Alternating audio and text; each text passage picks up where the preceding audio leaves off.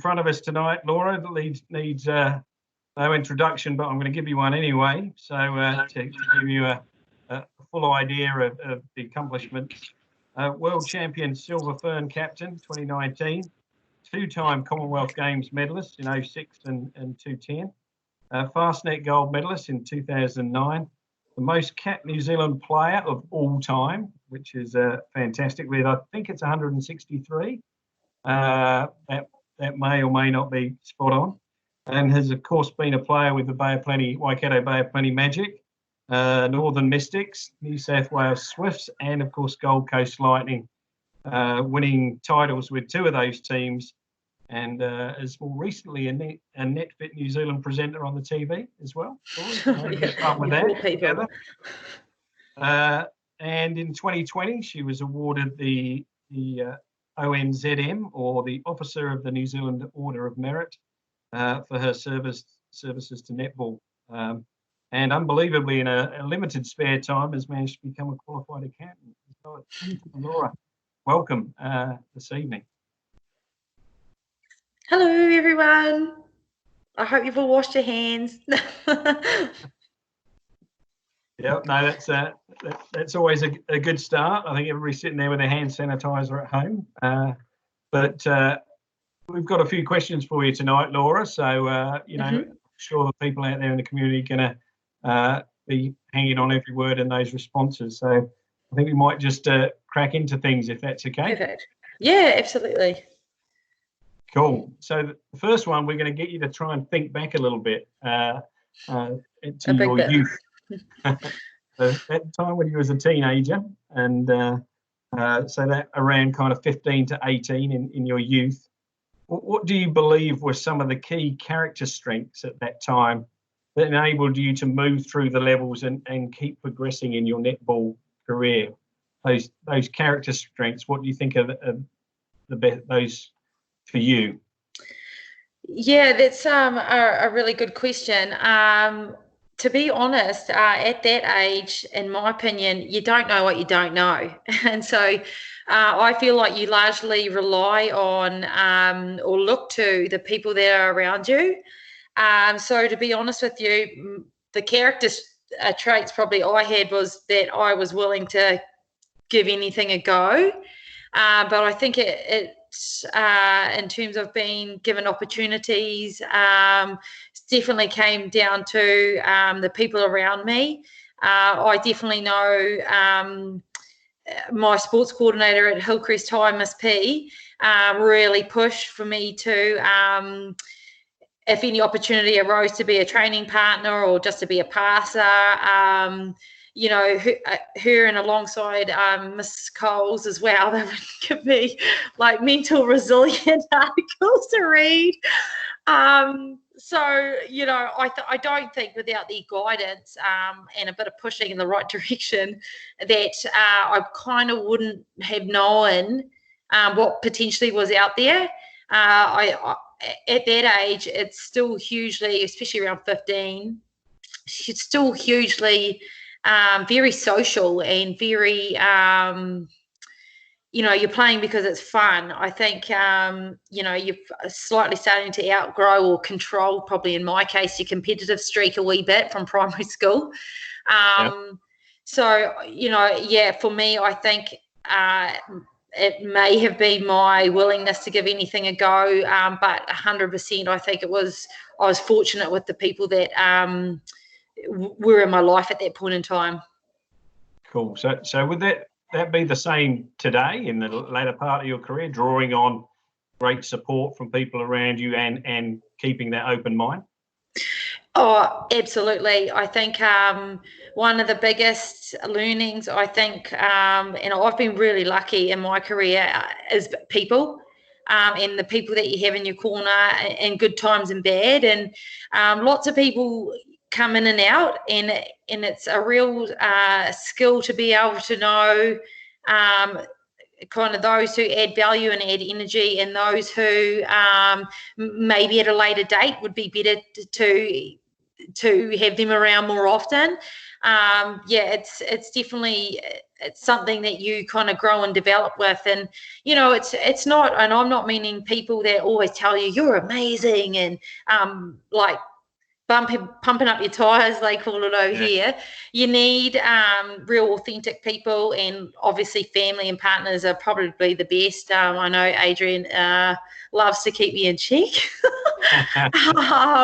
So everyone plays a role, is probably what I'm saying, and you can't have too many of one kind, because you want to grow and you want to get better. And it's the people that you have around you that I believe kind of help you along your journey. Cool. So during that time, obviously you'd have faced a few challenges and stuff. What were those key challenges for you as a young person coming through the netball ranks at that time, and how do you overcome them? Yeah, another really interesting question, and it's probably amazing.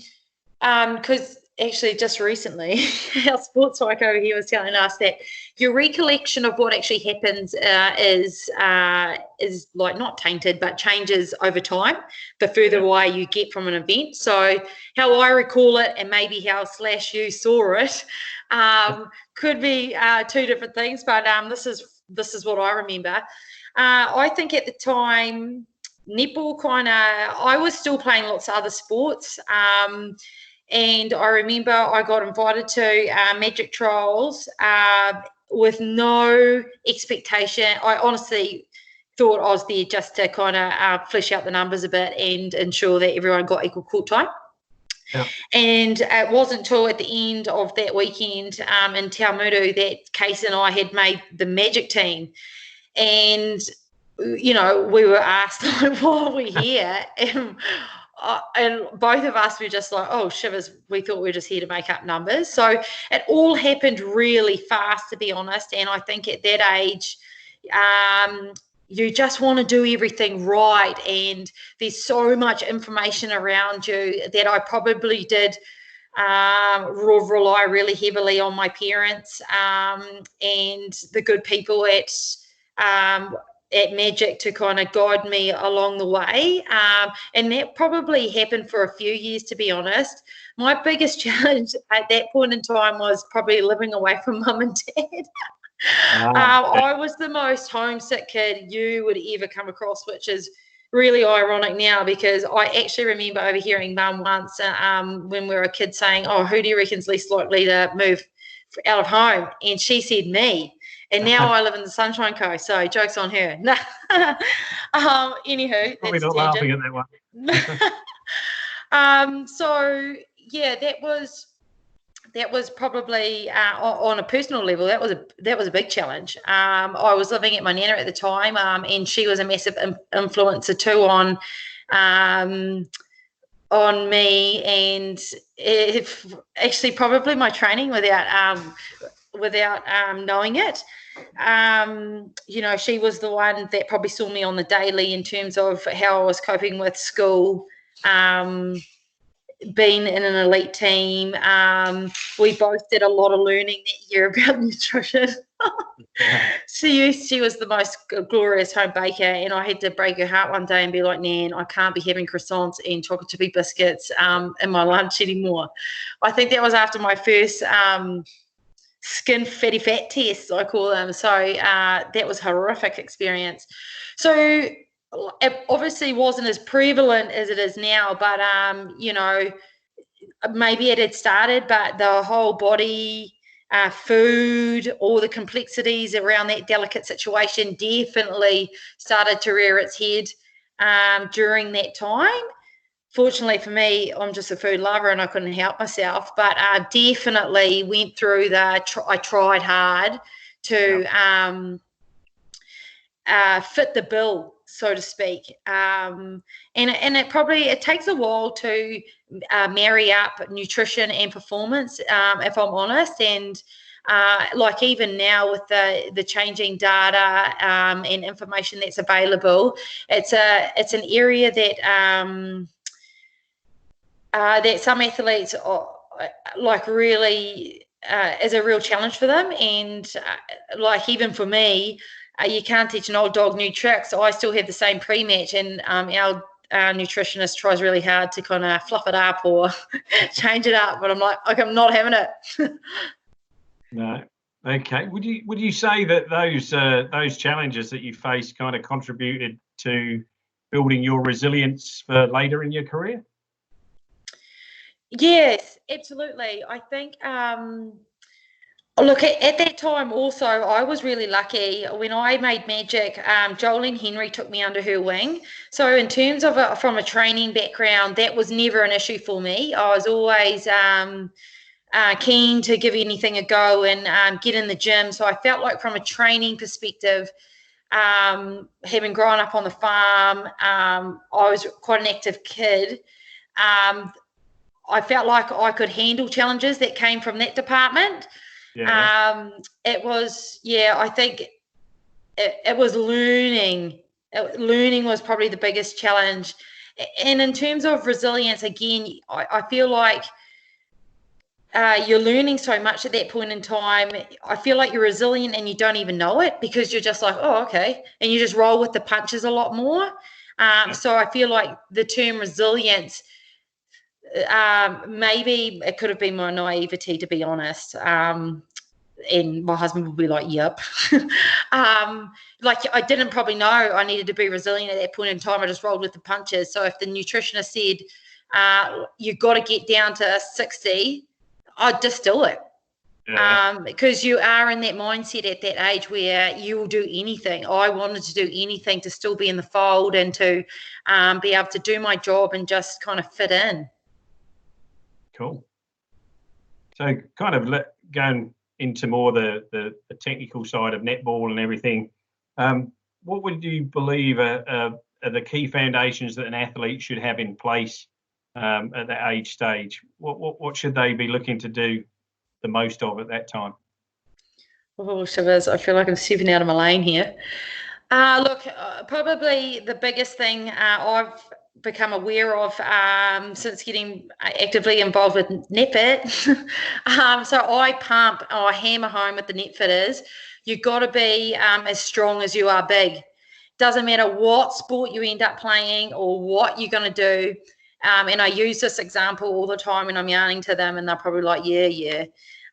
Is if you're climbing up a mountain and you slip and fall, you need to know that your right hand and your left hand is going to hold you, which is, who's ever going to be climbing up a mountain, but you never know. So that's the biggest philosophy, I think. And I didn't learn it till well into my Ferns era.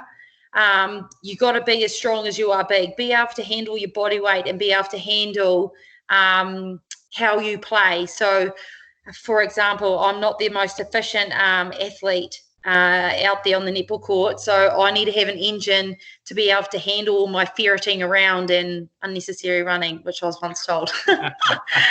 But yeah, that's probably my biggest one. My second one, and it breaks my heart when I see the net fitters covered in kinesio tape or strapping tape. I'm all for injury prevention in terms of strap your ankle so you're not spending any time on the sideline. All for it. And I think why the second philosophy I hammer home as well in terms of always trying to maintain as greater health as you can and be as niggle free as you can for as long as you can is massive. So like when I see little kiddies with strapping tape on, I know it's cool. Sometimes I like to wear it as well. It makes you feel hardcore. I really hope that it's nothing serious because, just no one wants to be injured. And if you do unfortunately get one, like I am the worst rehabber, the worst. I'm a nightmare for physios, absolute nightmare. But get it right, have the patience to get it right, and that is something I'm not good at. Hey, Belinda. I've got a story if you want to hear a story. I'm all about stories. Cool, go for it. Okay, so I remember Belinda was there at this point in time too. I had rolled my ankle quite significantly in a magic game, and we were coming into a bye week, so the timing was pretty good, but it was black and blue, and I remember trying to convince. Pardon me? It was green. Yeah. Yeah. And I'm just going to run and turn on some lights. 2 seconds.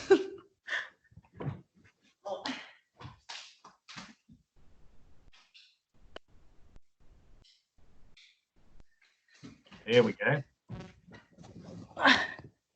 Sorry, guys. Here we go. It's okay. Yep, sorry about that. I was just like, I can't even see myself. And I had to be on the bike, and I remember I biked from the farm in Te Pahu to training because I knew I wasn't going to be allowed to run, and then I had to get back on a stationary bike when I got to training, and I was not happy. And the girls had put a sign on the bike going Laura's bike just to like rub it in a bit. But I managed to somehow wear down. I'm sure poor Fiona was just like, shut up. Wear her down, and I was allowed to do the last piece of training. But as soon as it came to unplanned change of direction, holy moly, I knew I had jumped the gun, and it was far too early to have gone back. But I knew I'd done it to myself, so I was trying every strategy in the book. I even asked if we could change ends so that foot wasn't the back foot that I had to push off. It just wasn't worth it. So all in all, the learning was just get it right. Nothing's worse than getting back to start and then like being out again. It was, I remember it so vividly. It was awful. Yeah. So that's a great message to all the young people out there and all the coaches as well to make sure they manage their bodies well and do what needs to be done. So we might just check in with Belinda or Belinda, as you may have heard, everybody is referred to as Slash as well, which is Laura's nickname for her. So Belinda, do we have any questions that have come through so far? Yeah, no questions so far, Dave.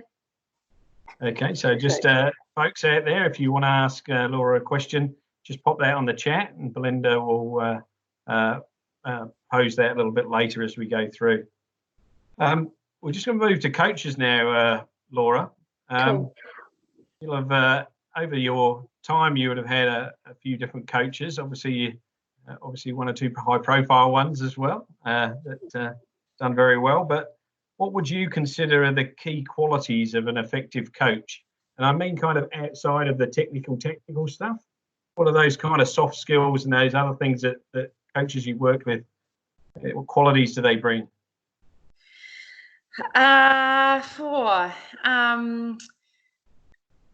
A real surety in their philosophies. So the ones that, look, I've been blessed. I can't think of one I haven't enjoyed. But they're all very different and approached the game very differently, but they were all very sure in the product that they wanted to see. And they were very sure in the philosophies that we implemented in the team. I think that's a really powerful way to get player buy-in. And then as a player, you follow their lead, like it's just instinctive. So for me, I think like real surety and like, trust me, I can imagine if it's anything like being a player, it evolves. It's something that you don't just nail one-stop shop. It's something that evolves and changes. And I think probably the best example of that was probably my time under Knowles' leadership at Magic. Every single year, all of us were nervous about pre-season, like what activities were we going to do, where were we going to end up. And I think, too, the other thing that really probably springs to mind is emotionally intelligent coaches in terms of knowing oh man, I'm really stepping out of my lane here, but this is just from my opinion. Yeah, like knowing how and when to like poke the bear, so to speak, to see what comes about. I think Slash, you were there for this one too. But do you remember that 50-minute quarter that we played? So just to paint a picture for everybody, we were training for Magic, and I'm pretty sure it was in a lead up to a pretty big game, and we were playing on half a court, and we had to get overload defence. I've been told it's kind of netball background on here, so I feel like you guys will be following my story okay. And the 7 had to work the ball down for a shot and then bring it back for a centre pass. And like the odds were not in our favour, to just quote Hunger Games. And we spent we had to get 10, like it was just unrealistic. We spent 15 minutes, and so we kind of had umpires umpiring as well. 15 minutes just battling away. There was no, so there were umpires, but there were no rules being blown. But we obviously felt there was double standards happening because anyway, whatever. You know what players get like, guys. And it came to the point where I was like, this is ridiculous. And Noz was cracking up on the sideline, and I was like, time, ref. And she goes, what for? And I was like, because everybody needs a drink. But it was situations like that where it was probably, look, to this day I don't know, but to see how people reacted, what type of pressure what did we do as units under that? So that's probably what I mean about emotionally intelligent. She knew when the cage needed to be shaken in terms of, everyone was getting in a good routine, or not that we were getting comfy, but just to spark it up and see what else our collective had.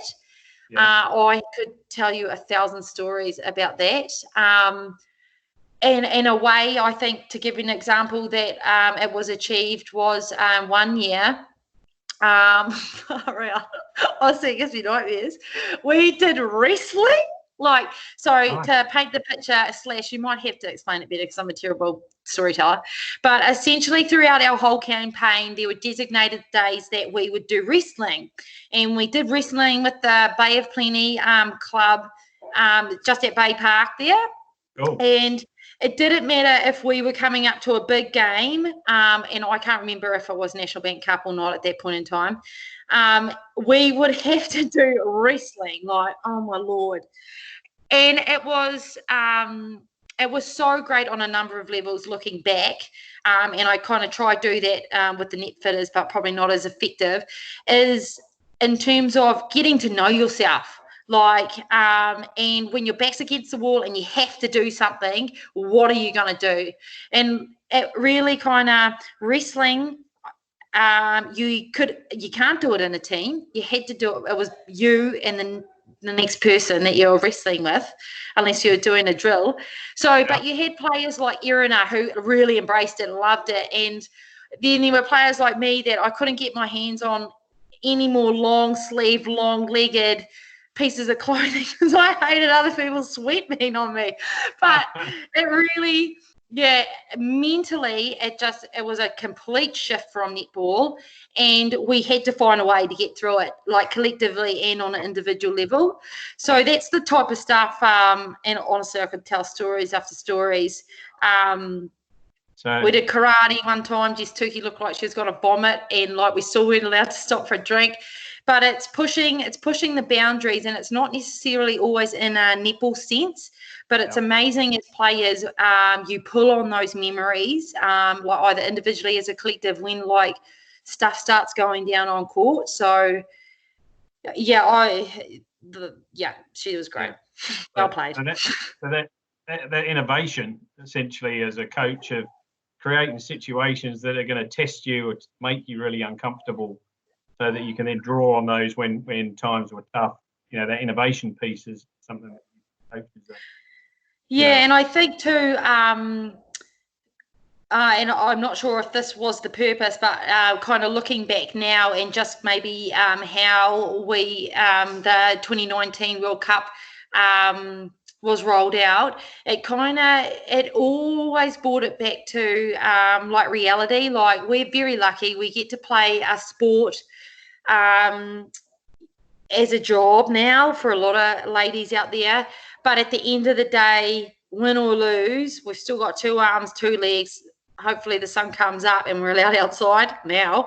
But always kept it real in terms of, even if it was a big game and wrestling was scheduled, we were doing it. It all didn't become about netball, which is is so easy to do, and you're in that bubble before you even know it, really. Yeah, cool. So just still staying on the coaching front, tell us about a time when a coach has made a significant impact on your actual game, that they've brought something to you that's really made a huge impact on the way in which you play the game of netball. Yeah, great question.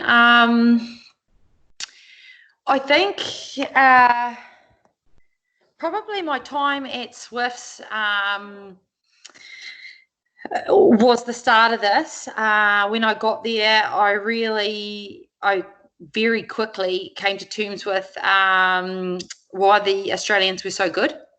Yeah. And learning there and having to adjust to their way of play was really insightful. I think, technically, I think that was probably one of the years I felt maybe my footwork and my skills had really improved. Yeah. And I think it wasn't until that year as well, having put myself in a position where I'd kind of gone from a team where I was a leader in to a team then that was very established and I was the rookie. That was a really good learning in itself too, in terms of what type of leader I wanted to be.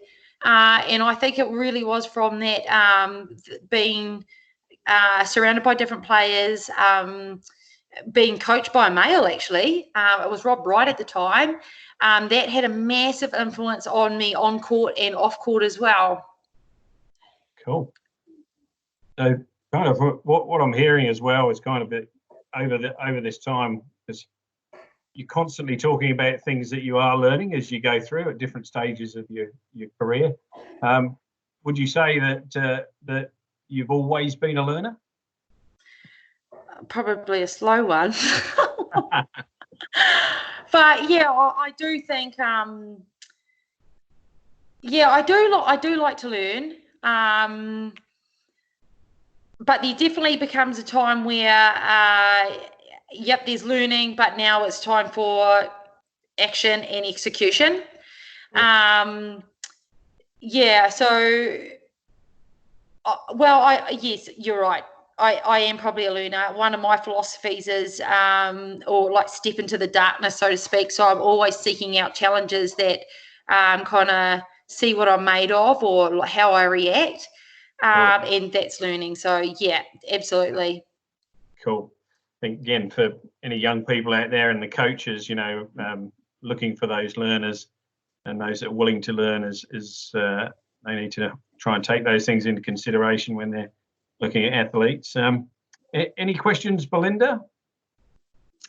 Yeah, we've got a few, Dave. So this one actually relates back to your previous lot of questions. But Will wants to know, Laura, you said you were still playing lots of other sports as a teenager. What were they, and what other sports would complement netball well? If you weren't a netballer, which other sport would you see yourself sticking with? And finally, what age do you think young players growing up should begin to specialise in their particular sport? Okay. Other sports I was playing at the time, believe it or not, was tennis. Look, I would put my hand up for anything and everything. So give you a bit of background. I went to Te Pahu Primary, which was a real small country school. So if you were going to play netball, you were going to play soccer. And if you're playing soccer, then you're in the T-ball team. That's just how it went.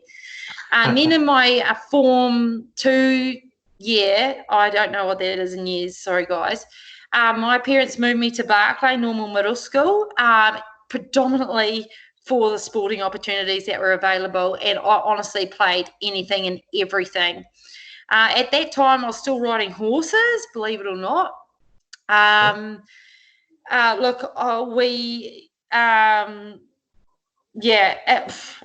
I got to high school, I was still riding horses. I was playing soccer as well. I attempted touch, but quickly found that I'm a social touch player. Snowboarding. just look, I just think your ability to learn new skills, you never know when they're going to pop up in the code that you eventually end up in or in life. So I'm a bit advocate for just getting active, to be honest. Second question, was it what would complement netball? Look, anything. I with the net fitters and any parents that have a yarn with me, I'm like, don't, in my opinion, I'm not a parent, so I don't know what it's like, but don't, you don't need to be a ones code person. And what I'm saying there is just because you don't play summer netball doesn't mean it's going to impact your winter netball. Like, go out and try something new. Get on the cheerleading squad. They're all skills you're going to learn, and why I kind of promote that is because probably opened my eyes in terms of leadership. My leadership development by playing in other teams with Swifts, but also from when I started doing work, seeing what leadership looks like in the work environment. It's massive, man, and it's so different. So I think don't sell yourself, not you're selling yourself short, but don't condemn yourself to one code thinking I've got to be in this code for life, otherwise I'm not going to make it. I think if you look at any of those All Blacks, look at how talented they are at cricket, golf, skill set and characteristic will always rise to the top. And I just think play anything and everything is the key. The last one was if I played anything else. I love my snowboarding so much. I'd love to be good at it. But actually, if I'm honest, if I wish I'd kind of got into not that I'm any good, PS. I wish I'd got into CrossFit so much earlier. I really think my second chance at netball has been a positive one because of the stint that I had at CrossFit. So just to give you a little bit of background, guys, actually, some of you might even have netball knees. You'll know what I'm talking about. So when I first went to CrossFit in 2018, I was like, oh, no, I can't do squats below 90. And they were like, what? No rep? And so I had to back the weight off until I could get my squats like below 90. And then slowly added the weight back on, and like I'm still only at like 70. But like that's not the point. The point is it's really amazing what your body will do. It's what we tell it that it can't do. Like obviously there's the cases where you actually can't go below 90. I have a friend like that. But in saying that, she always tries, will always try, push the limit. So I think CrossFit really opened my eyes up to when you think you're puffed, you're not. And when you think you're done, you still got more in the tank. And it probably really opened my eyes up to strategy as well. So if you need to survive something, you've got to strategize. You'll get the odd player that will be able to wing it and run by the seat of their pants. Cool. But strategy is key. Yeah. So I'd love to be Tia Toomey. So we'll look for you in the Winter Olympics team next. In a Oh, I wish. Cool. That's some great insight for us there. It kind of lines up with, I know High Performance New Zealand have done a load of studies around all of the successful athletes in New Zealand, and literally all of them without fail played multiple sports when they were younger. Oh. So literally that exactly what you're saying is bears truth in all of the Olympians that come out of New Zealand. I think it's one of the strengths of New Zealand. So, cool. Oh, that's awesome. So got a couple of coaching questions, Dave. No. Oh, okay. Have to be quick on these ones. Okay, so Brenda would like to know what would be the most important traits or qualities that you feel coaches should be exemplifying.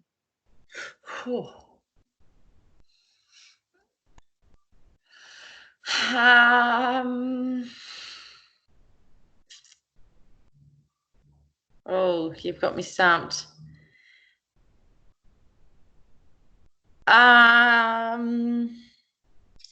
Oh, this sounds corny, but there's a reason why it sounds corny. Probably, I don't even want to say it. I'm trying to think of another word. Probably love, aroha, which we're so good at in New Zealand, by the way. But I mean it in the sense of knowing when you need to give tough love, man, like that was not good enough, or and knowing when to give love, and teaching players about self-love. Now, how corny is that? But I think that is real important. And yeah, there we go. I don't know if that's a good takeout, but great answer. Great answer. Very similar to, I did a review piece with the Black Sticks the other day, a couple of the girls from there, and they said exactly the same thing. So. Oh, fantastic. Okay. Parallels. Well, last question, B. Yeah. What are the specific differences between male and female coaches? You mentioned that Rob was an influence on and off the court for you. Oh gosh, tricky. Flip. Look, I don't know, because I feel like both like they're quite quirky characters, Rob and all my other female coaches. So they're unique, that's for sure. Differences. Oh, look, I don't know. I guess I was just in the mindset of always wanting to develop my performance. So that's kind of, that's a tricky, I don't know, to be honest. I couldn't give you an answer. Nothing that springs to mind, unfortunately. Cool. Sorry, that's terrible. No, that's okay. It's okay. It's not always obvious. Kind of people are people, aren't they? Sometimes, whether they're male or female, they'll have their own traits that they bring to your experience. So we'd move on to managers now. So netball managers are often kind of a little bit they're not necessarily out there and centre stage, but they play a very important part of the puzzle in the netball community, and they're integral to kind of how a team functions. What do you see are the key qualities for that manager's role they bring to the team? Oh, look, I couldn't agree more. I don't know if this is a compliment. I mean it as a compliment, but I envision like the manager role was like Gandalf. And the coach's role was like Yoda. Because the manager sees things that other people don't see. Full stop. They feel the energy, they see the small reactions, they see what goes on both sides of the coaching player relationship and performance. And holy, Gandalf, you've got to know about everything.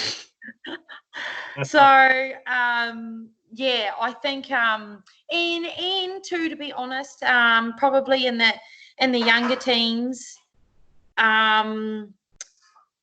somewhat are a mothering role, like, which I know you don't want to take on, but obviously some players need it more than others. But it is a real big role in terms of that aroha, and sometimes it needs to come from our lovely managers, because the coach is tasked with the performance side of the game.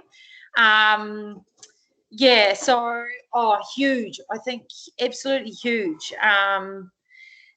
They're the person that knows kind of what everybody needs at the exact moment. They're just so great. Obviously it goes without saying, the organisation, the X Factor, is just out of this world. So would you say they're often a bridge between kind of the players and the coach, or they can act as that bridge? Absolutely. I think in younger sports, they're definitely the San Fran bridge, 100%. I think as you kind of get up and you become older, well, when I became older, I tried to encourage managers I was involved in. Sorry, Slash, probably wasn't when I was with Magic, but them not to take that load. And it was for players. If it was really important to them, then they needed to go have the conversation with the coach, as opposed to it's very easy to go tell Gandalf what the problem is, because you guys are amazing and you just want everything to work. But I always encourage, without sounding crude, that's not your shit. Yeah. That's it's the players' shit, and that's what if it means something to me, I will go and have that conversation. And 9 times out of 10, sometimes it's just a vent and then it goes nowhere. Yeah. So yes, cool. Definitely in the earlier years, but as you kind of start getting, I wouldn't even know where to put an age on it. Absolutely 21s or 23s, I'd imagine. I'd be going, yes, I hear what you're saying, but be like, let me know how you chat with the coach guys. Yeah, I think, you know what, if I'm honest, that's something that I definitely learned being under the leadership of Kim Green and Jiva Mentor. Both very, very different. Players would go to Jiva. Jiva would definitely then go up to the coaches. Kim was very much a player empowerer. She would listen, ask some fantastic questions. I'd be like, I'd never ask that. Ask some really good questions to provoke thought and maybe hammer home, is this self-interest request, or is this for the benefit of the team? And then be more than willing to support the player in those conversations. So 2 very different and 2 at very elite levels, but I think I adopted kind of the way that Kim did in the end, just encouraging players to have conversations. Cool. That was probably off topic, cool. Sorry. That's great, because the managers, I think, like I said, are understated and they play a huge part in the function of the team. So it's really cool to get your insight on that, which kind of leads us to umpires in the netball setting. Mm-hmm. How do you approach your relationship with the umpires to kind of be able to stay on the edge of the performance without kind of stepping across the line, or too often anyway? There's probably me an umpire out there going, I remember. I think, look, they love the game as much as we do. They're as passionate as we are as players, and at the end of the day, they call what they see. And Knowles always was a big promoter on what next. So I kind of tried at an early age to just get on to the next task. In all honesty, in how I approach the game, I hate standing down. I hate it. So I try to the best of my ability, if I'm going to have a hack, I'm out of there, quick, smart. And I think our beautiful game allows for the advantage. I think we've had some, and I've got some fantastic relationships with umpires over the years. And again, it's relationships, it's communication. Look, and probably too, as I've gotten older, sometimes the outbursts, you do have conversations in your head. It's not a schizo thing, but like 9 times out of 10, it's frustrated because you're frustrated with your performance or something you've done, but you're having an outburst because that's how you want to release energy. So look, no one's the perfect, and I know I have on many occasions. But I try adopt the philosophy as best I can of what next. If I'm out of play, I try to get back quick, smart, and really like show that I'm listening and making an effort to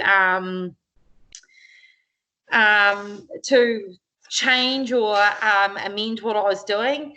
But I think sometimes as players, we need to remember that our ability to adapt and react. Hot's our old trainer, our Ferns trainer would be like adapt or die, and that's kind of what I kind of live to on court when it comes to like tough matches, or if I'm getting a bit of whistle, I need to adapt or die. Essentially, that's extreme, but yeah. Cool. That's a great attitude towards it.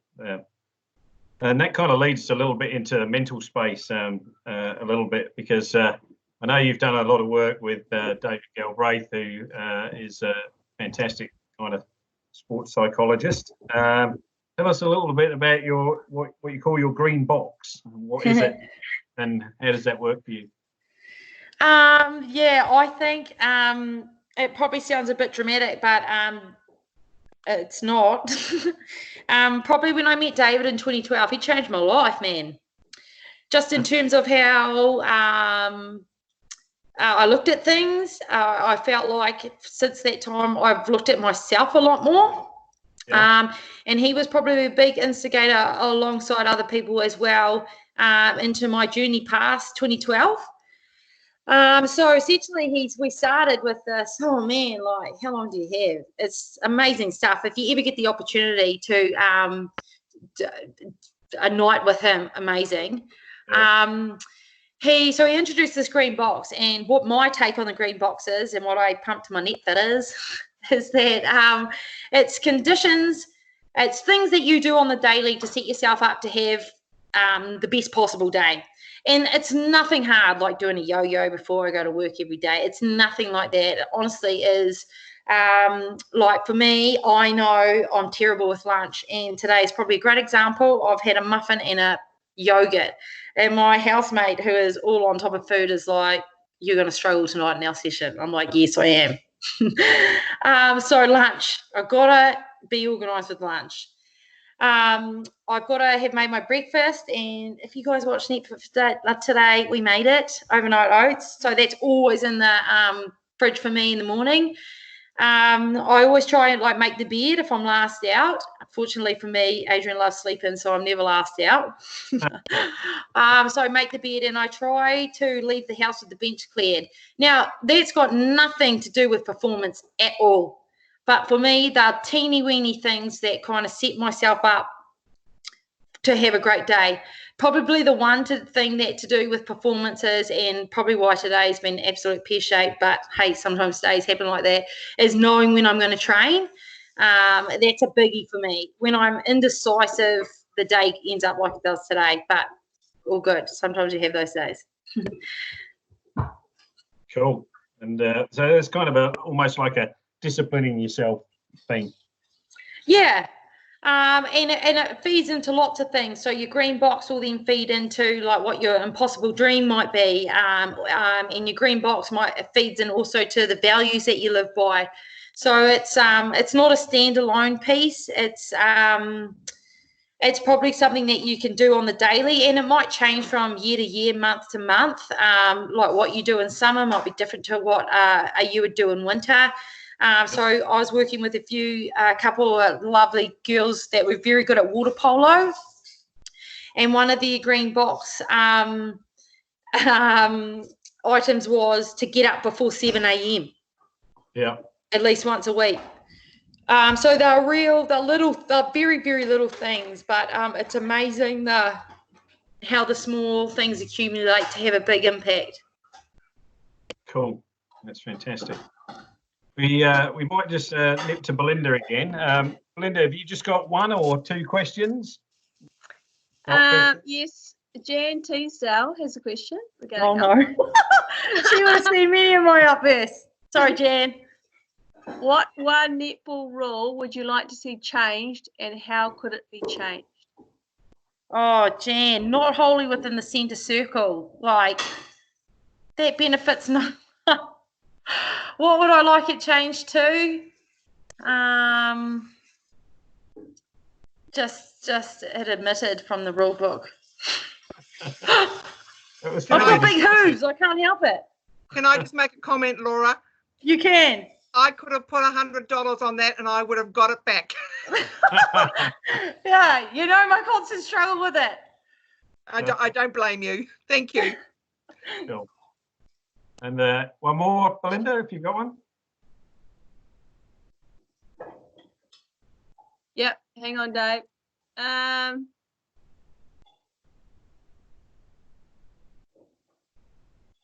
Sorry. Oh, sorry, Laws. No, you're all good.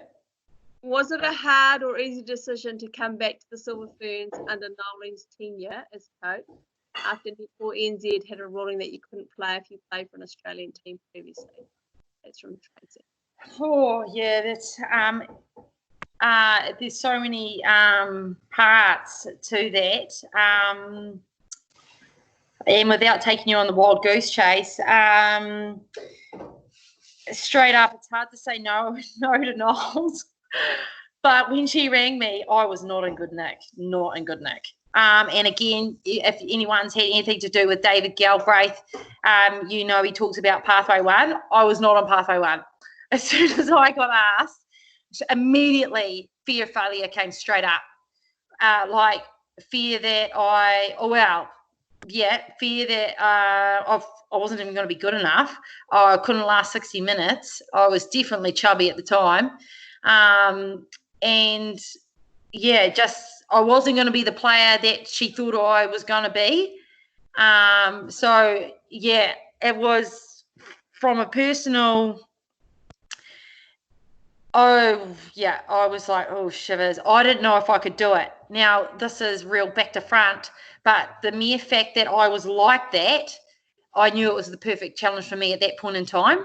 So one of my philosophies is obviously step into the darkness, and an extension of that is like pick something each year that scares yourself. That scared the living bejeebers out of me. I didn't even know if my calf muscles could like activate enough speed, which I can confirm they didn't. But anyway, that's beside the point. But I had to work through all of that. So in terms of I had to be realistic. I was coming from not playing a lot of netball. I was fortunate to be playing some with club, and I had been doing CrossFit, and some running, but I wasn't fit. I wasn't netball fit, nowhere near. So that was probably the first challenge. I had to realistically think about could I get back to the fitness level I needed to do my job. And I knew how much top-ups and maintenance work I had to do in the past just to stay in reasonable condition. So did I have enough time? That was one of the biggest questions. Was my body going to hang in there? Was probably the biggest one. And so I had to work through all of that. And I eventually got to the point where I knew what I had and I knew what I did not have, and I did not have speed. But I knew I had banter and I had my good mate Case. And I was willing to give as much as I could for as long as I could. And if that meant it was only going to be Con Cup and Quad Series, sweet as, I was going to contribute to that final 12 that got to go to World Cup, because honestly, I could not wait for the day that Knowles took over the Ferns in terms of how massive this team is going to go. Like, massive. I wish I was 10 years younger, if I'm honest. And I just wanted to contribute at the end of the day. And like I said, I think at the time, without knowing it, I think having done CrossFit, I got to know myself a lot more in terms of when I think I'm done, you can finish that, Laura. Like, stop thinking about how tired you are and think about the task that you're doing. So, like, it's just stuff like that. It was petrifying. And I really probably felt for my family and Adrian too, because because they have to deal with the real Laura. But hey, far out. Imagine no one picked what happened. No one did. And what an opportunity to have contributed a very, very small chunk too. Yeah, no, that was fantastic, phenomenal. I don't think I've seen anything quite like what happened over that time at the World. So in any sport, really. Was there ever a moment where you thought of saying no to Noels, or how long did it take you to say yes? Was it on that call, or was it a couple of days later, or?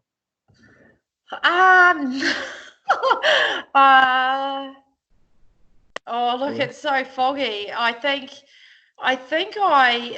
we toyed with, maybe I could just like have a little taste in NZA just to see, did I have the ability to change direction still? And then and this is what I mean about good people, great people. She just challenged me straight back, and she was just like, just get in there. And yeah, I probably said yes. Actually, this is a funny story. Probably said yes pretty quick, and then we went into a camp down in Christchurch, and Rhea and I were roomies, and we went to our first training session, and we must have had a few days off or something. But our first training, Noel's made us do like Broncos.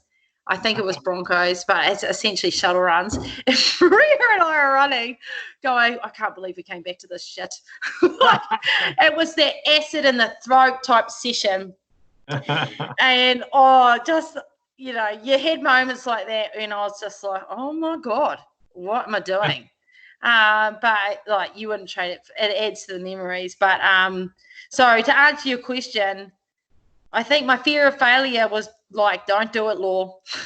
End on a high, don't do it. But I think my want to seek out challenge and to see what I've made of definitely took over, and thankfully. Cool. That's fantastic. And just one final question for you, Laura. Cool beans. You talked about memories just then in that last piece. 60 seconds left. Scores are tied. What were you thinking and feeling in those 60 seconds, and then the 60 seconds after the whistle had gone?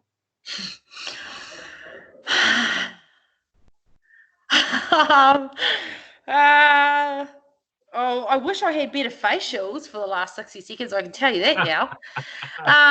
Look, in the last 60 seconds, honestly, and I could talk about World Cup, not because we won, but I could talk about World Cup because I felt like it was a campaign that was so thought out, so strategic, and executed it beautifully. And that's not to say it didn't go without its ups and downs. Like, we had lumps and bumps along the way, for sure.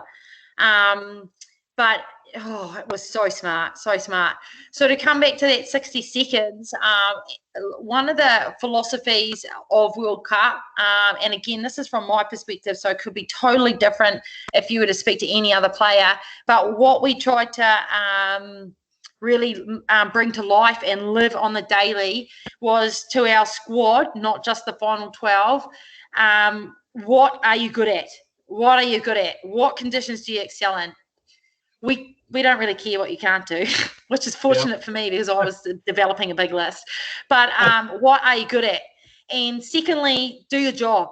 That's all that's expected of you. And I think why Australia, if I were to pull comparisons, in my opinion, why I feel like they'll reign supreme is because everybody does their job 100% of the time. No one has to overwork.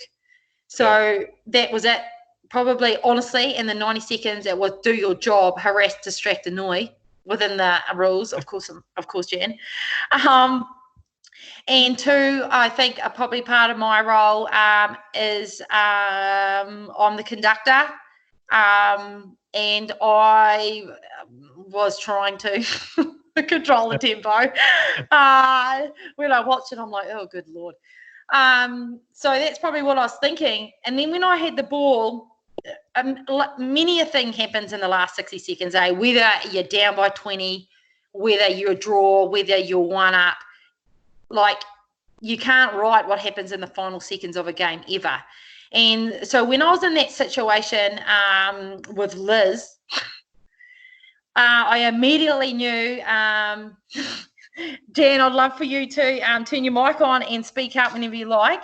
I knew I was on the far side of the court, and so visibility could have been an issue from a angle running perspective of the umpires. Jan, yes or no?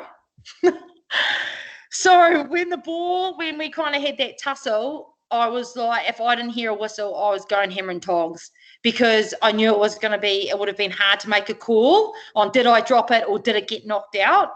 And I did not want to leave that up to chance. So I was aware of the situation I was putting myself in by going that wide to receive a pass. Yep. Secondly, when the penalty was called, I wanted to make sure everybody was still engaged, still active, before we started the play again. Now, obviously, when I looked up when the penalty was called, in my head, I thought I heard another whistle for time, so I knew we had 20 seconds.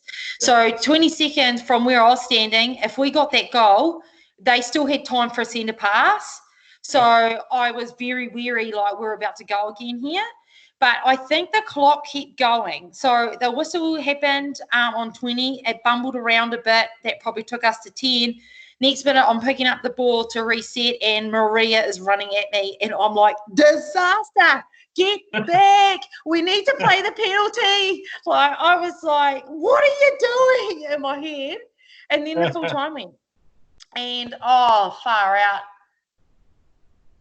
It was probably the next 60 seconds, I won't say what I was thinking, but I was like, yes, we've done it for New Zealand netball. Yes, we've done it for the Marias, the Caseys, the Knowleses. It was just, yeah, it was, oh my gosh, it was the best feeling. But I just want to say, though,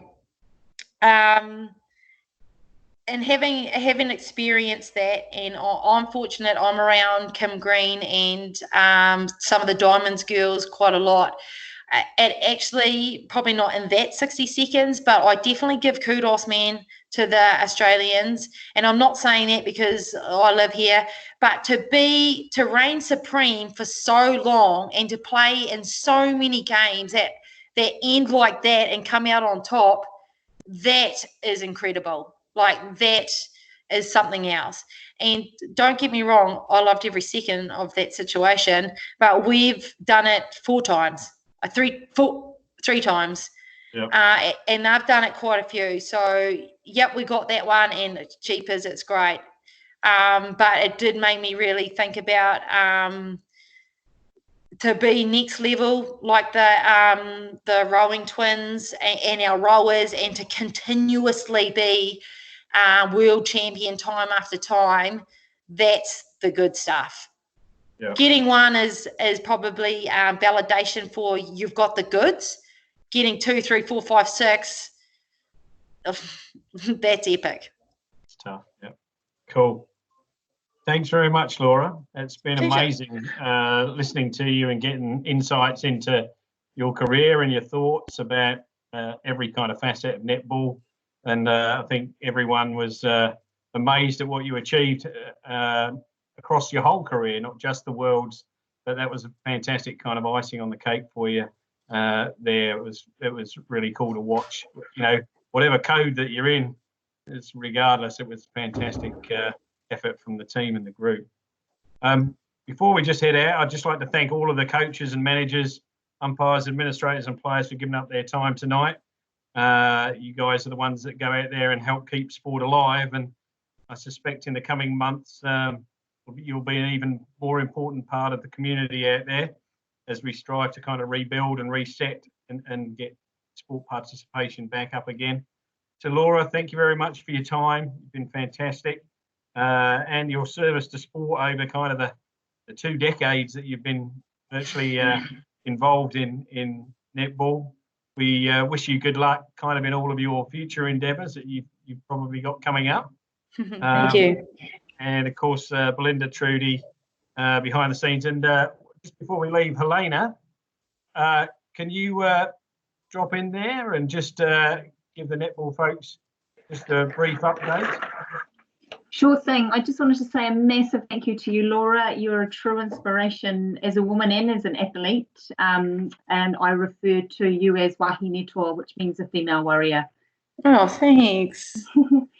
So yeah, just a quick shout out for our netball community. So Netball Waikato has a coaches page, and it is called Netball Waikato Bay of Plenty Coaches. It will give you information on the latest netball news. We have a Zoom meeting, coaches catch up on Friday, tomorrow. So jump onto that page to have a look at that. We also have the coaches korero updates. We have Marianne from the Tactics on the 1st of May. We have Timipara Bailey on the 8th of May, and we also have our very own Knowles on the 22nd of May. So please do jump on for the latest updates and much more. Mean. Cool. Lots going Awesome. on still in your community, Helena. So thanks very much for that. And of course, thanks very much to Belinda, aka Slash, as Laura calls her, Trudy, and Deneen as well, for keeping us on track over the course of the evening. So thanks very much for coming on tonight. Stay safe, and good night from us on the webinar with Laura. Thanks, Laura. See you, team. Thanks for having me. Cheers. Thank you.